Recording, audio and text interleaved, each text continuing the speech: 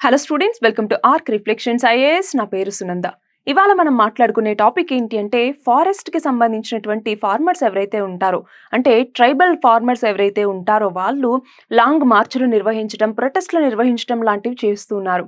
ఎందుకని? వాళ్ళ యొక్క ల్యాండ్ రైట్స్కి సంబంధించి, ఎస్పెషల్లీ ఫారెస్ట్ రైట్స్ యాక్ట్ 2006 ఏదైతే ఉందో దాన్ని ఎఫెక్టివ్గా ఇంప్లిమెంట్ చేయాలి అని చెప్పేసి.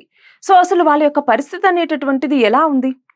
మనకి ప్రీ కొలోనియల్ ఎరాలో ఎలా ఉండేది, తర్వాత కొలోనియల్ ఎరాకి వచ్చేసరికి ఎలా మారింది, అది ఆ తర్వాత ఇండిపెండెన్స్ వచ్చిన తర్వాత అసలు ఏమేమి చేంజెస్ వచ్చాయి, అసలు ఈ ఫారెస్ట్ రైట్స్ యాక్ట్ని తీసుకొచ్చిన తర్వాత దాంట్లో ఏమేమి ప్రొవిజన్స్ ఉన్నాయి, ఎందుకు ఇది సరిగ్గా ఇంప్లిమెంట్ అవ్వట్లేదు, ఇష్యూస్ ఏంటి అన్నటువంటిది డీటెయిల్డ్గా తెలుసుకుందాం.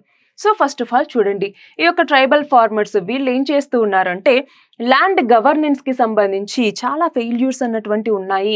అలాగే ఈ ఫారెస్ట్ రైట్స్ యాక్ట్కి సంబంధించి కూడా ఆ ల్యాండ్ టైటిల్స్కి సంబంధించి కావచ్చు, వాళ్ళ యొక్క ఎంప్లాయ్మెంట్కి సంబంధించి కావచ్చు, అలాగే వాళ్ళు అక్కడ ఉన్నటువంటి ఆ బెనిఫిట్స్ని యూజ్ చేసుకోవడానికి సంబంధించి కావచ్చు, అంటే ఎకోసిస్టమ్ సర్వీసెస్ని యూజ్ చేసుకోవడానికి సంబంధించి కావచ్చు. సో వీటి గురించి ఎలాంటి ఇష్యూస్ ఫేస్ చేస్తూ ఉన్నారు, వాటన్నిటి గురించి కూడా ఇక్కడ ప్రొటెస్టులు, లాంగ్ మార్చ్లు చేస్తున్నారనమాట. ఈ ఫారెస్ట్ రైట్ యాక్ట్ ఏదైతే ఉందో దీనిని ఎఫెక్టివ్గా ఇంప్లిమెంట్ చేయాలి అని చెప్పేసి. సో అసలు వీళ్ళ యొక్క పరిస్థితి అనేటటువంటిది ముందు ఎలా ఉండేది అంటే ప్రీ కొలోనియల్ ఎరా ఆ టైంలో ఎలా ఉండేది అన్నట్టుగా చూస్తే, అప్పుడు ఫారెస్ట్స్ అన్నటువంటివి కస్టమరీ మరియు కమ్యూనిటీ బేస్డ్ సిస్టమ్స్ ద్వారా గవర్న్ చేయబడ్డాయి. అక్కడ ఉండేటటువంటి లోకల్ కమ్యూనిటీస్ ఎవరైతే ఉన్నారో వాళ్ళు ఆ ఫారెస్ట్ రిసోర్సెస్ని వాళ్ళు ఎంజాయ్ చేయగలుగుతూ ఉండేటటువంటి వాళ్ళు అనమాట. ఈవెన్ కింగ్స్ కావచ్చు, చీఫ్ టైన్స్, వీళ్ళు ఎవరైతే ఉన్నారో వాళ్ళందరూ అక్కడ వేట చేయడానికి కావచ్చు, లైవ్లీహుడ్ సపోర్ట్ కావచ్చు, వీటన్నిటికీ కూడా అలో చేస్తూ ఉండేటటువంటి వాళ్ళు. సో ఇప్పుడు అక్కడ లోకల్ ఎకానమీస్ మరియు కల్చర్స్ వాటికి సంబంధించి ఒక కామన్ ప్రాపర్టీగా ఫారెస్ట్లు అనేటటువంటి ఉండేవి. ఎప్పుడు? ప్రీ కొలోనియల్ ఎరాలో. మరి అది కొలోనియల్ ఎరాకు వచ్చేసరికి ఏమైంది అంటే చూడండి, ఇండియన్ ఫారెస్ట్ యాక్ట్ 1878, దీనిని డాక్ట్రైన్ ఆఫ్ ఎమినెంట్ డొమైన్ అంటే ఏంటి, అబ్సల్యూట్ స్టేట్ ఓనర్షిప్ అన్నటువంటి దాని కింద ఫారెస్ట్లు స్టేట్ ఓనర్షిప్ కిందకి వస్తాయి అన్నటువంటిది బ్రిటిష్ వాళ్ళు తీసుకొచ్చారనమాట. తీసుకొచ్చి ఇంపీరియల్ ఫారెస్ట్ డిపార్ట్మెంట్స్ అనేసి ఏర్పాటు చేశారు. సో జనరల్గా ఏంటంటే వాళ్ళకి అక్కడ నుంచి వచ్చేటటువంటి ఆ టేకు అంటే వుడ్ ఇదంతా కావాలన్నమాట. సో వాటి ట్రాన్స్పోర్ట్కి మాత్రమే అడవులు పనికొస్తాయి. సో చూడండి, టింబర్ ఎక్స్ట్రాక్షన్కి సంబంధించి వాళ్ళ యొక్క రెవెన్యూని పెంచుకోవటానికే వాళ్ళకి అడవులు అన్నటువంటివి అవసరం అవుతూ వచ్చేవి. మరి ఆ నేపథ్యంలో షిఫ్టింగ్ కల్టివేషన్ని బ్యాన్ చేశారు. ఆ టింబర్ రిసోర్సెస్ అన్నటువంటివి ఎక్కువ వాళ్ళకి దొరకాలి అన్నట్టుగా. అలాగే ల్యాండ్ సర్వేలు, సెటిల్మెంట్లు వీటన్నిటిని ఇంకంప్లీట్గా చేయటం జరిగింది. అలాగే ఫారెస్ట్ విలేజెస్ అనేసి క్రియేట్ చేసి అక్కడ ఉన్నటువంటి వాళ్ళు ఎవరైతే ఉంటారో ట్రైబల్స్, వాళ్ళకి ఆ ల్యాండ్ని లీజ్కి ఇవ్వటం జరిగింది. లీజ్కి ఇచ్చి వాళ్ళని అక్కడ కంపల్సరీ లేబర్ అనేసి పెట్టారు. సో ఈ కంపల్సరీ లేబర్ అనేటటువంటిది మనకి బాండెడ్ లేబర్ లాంటిది అనమాట. సో అలాంటి పరిస్థితుల్లోకి వీళ్ళని తీసుకొచ్చేసారనమాట. ఇప్పుడు యాక్సెస్ టు ఫారెస్ట్ ప్రొడ్యూస్ అనేటటువంటిది ఇప్పుడు రెస్ట్రిక్ట్ చేయటం జరిగింది. అఫీషియల్స్ ఎవరైతే ఉంటారో వాళ్ళు అలో చేయట్లేదు అనమాట, వీళ్ళని ట్రెస్ పాసర్స్ అన్నట్టుగా చెప్పడం జరిగింది. సో ఇలాంటి పరిస్థితులు అనేటటువంటివి మనకి కొలోనియల్ ఎరాలో ఉండేవన్నమాట. ఆ తర్వాత ప్రీ ఇండిపెండెన్స్ వచ్చిన తర్వాత ఏమైంది, ఈ ఫారెస్ట్ ఏరియాస్ ఏవైతే ఉన్నాయో వాటిని కంప్లీట్గా స్టేట్ ప్రాపర్టీ అన్నట్టుగా చెప్పడం జరిగింది. అలాగే ఈ ఫారెస్ట్లని కన్జర్వ్ చేయాలి, నేషనల్ పార్క్స్ అని, వైల్డ్ లైఫ్ శాంక్చురీస్ అనేసి సో పూర్తిగా రెస్ట్రిక్షన్స్ తీసుకురావటం కావచ్చు, లేదంటే డెవలప్మెంటల్ ప్రాజెక్ట్స్ అనేటటువంటివి చేపట్టడం ద్వారా, డ్యామ్స్ కావచ్చు, ఇలాంటివన్నీ చేపట్టడం ద్వారా ఏమవుతుంది, అక్కడ ఉన్నటువంటి ట్రైబల్స్ని వేరే ప్లేసెస్కి డిస్ప్లేస్ చేయటం అన్నటువంటిది కావచ్చు. అలాగే ఇప్పుడు నేషనల్ పార్క్స్కి సంబంధించి కోర్ ఏరియా వీటిలో ఉండద్దు అన్నట్టుగా వాళ్ళని వేరే చోటికి షిఫ్ట్ చేయటం అన్నటువంటిది కావచ్చు. ఇలాంటివన్నీ కూడా మనకి పోస్ట్ ఇండిపెండెన్స్ తర్వాత వచ్చాయన్నమాట. చూడండి, వైల్డ్ లైఫ్ ప్రొటెక్షన్ యాక్ట్ అనేసి, ఫారెస్ట్ కన్జర్వేషన్ యాక్ట్ అని చెప్పేసి దాంట్లో ఎక్స్క్లూజనరీ కన్జర్వేషన్ అన్నటువంటిది చేపట్టడం, దాంతో లార్జ్ స్కేల్లో వాళ్ళని ఒక చోటు నుంచి ఇంకొక చోటికి మైగ్రేట్ చేయించడం లాంటివన్నీ కూడా జరిగాయన్నమాట.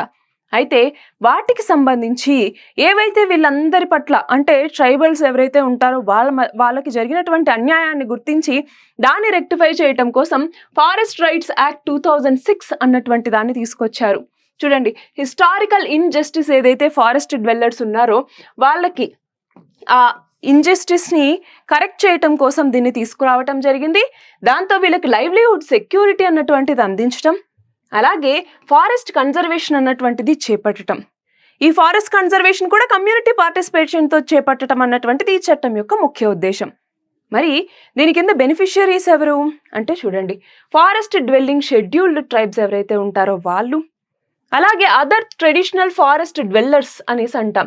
అంటే ఏంటి, అట్లీస్ట్ 3 జనరేషన్స్గా ఒక ప్లేస్లో, అంటే దాదాపు 75 సంవత్సరాలు ఒకే ప్లేస్లో నివసిస్తే వాళ్ళని దీని కింద గుర్తించడం జరిగింది. వాళ్ళకి రైట్స్ అనేటటువంటివి ఇవ్వాలి అన్నట్టుగా.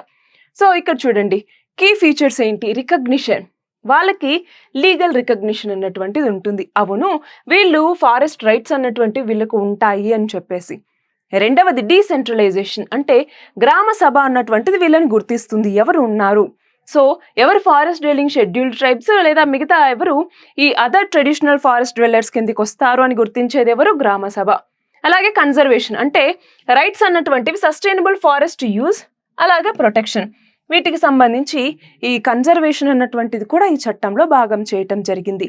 అయితే ఇక్కడ చూడండి, టైప్స్ ఆఫ్ రైట్స్ ఏమేమి ఉంటాయి ఈ యొక్క ఫారెస్ట్ రైట్స్ యాక్ట్ కింద.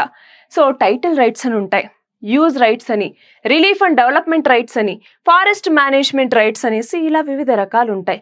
ఏంటి డిఫరెన్స్ అంటే చూడండి, టైటిల్ రైట్స్ అంటే ఏంటి అంటే ల్యాండ్ ఓనర్షిప్ అనేటటువంటిది ఇవ్వటం జరుగుతుంది.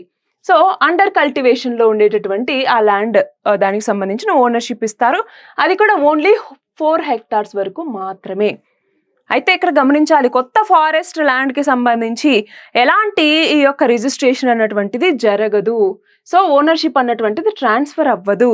ఓన్లీ ఈ ఎగ్జిస్టింగ్ కల్టివేషన్ ఉన్నటువంటిది మాత్రమే వీళ్ళకి ఓనర్షిప్ అన్నటువంటిది ట్రాన్స్ఫర్ అవుతుంది.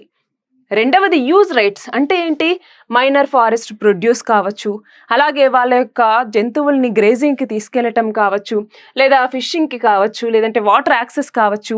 అంటే ఫారెస్ట్ని యూజ్ చేసుకునేటటువంటి రైట్స్ మాత్రమే కొంతమందికి ఉంటాయన్నమాట.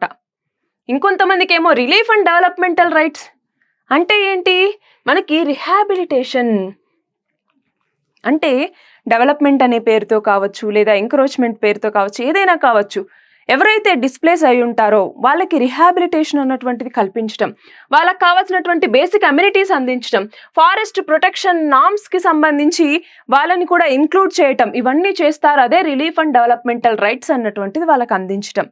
అలాగే forest management, community forest rights, CFR అనేసి అంటూ ఉంటాం.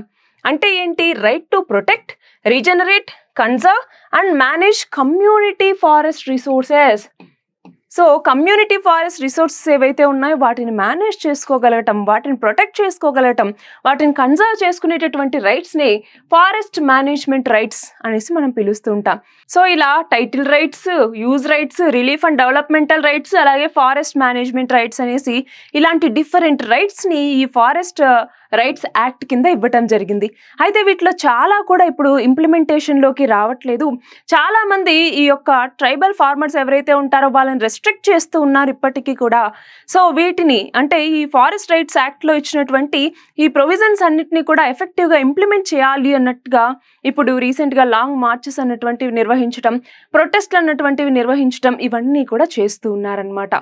సో ఇది మన ఫారెస్ట్ కన్జర్వేషన్ యాక్ట్కి సంబంధించి, అలాగే ఇక్కడ ట్రైబల్ ఫార్మర్స్ ఎవరైతే ఈ లాంగ్ మార్చెస్ చేపడుతున్నారో దాని యొక్క ఇష్యూకి సంబంధించి. All the very best and thank you very much.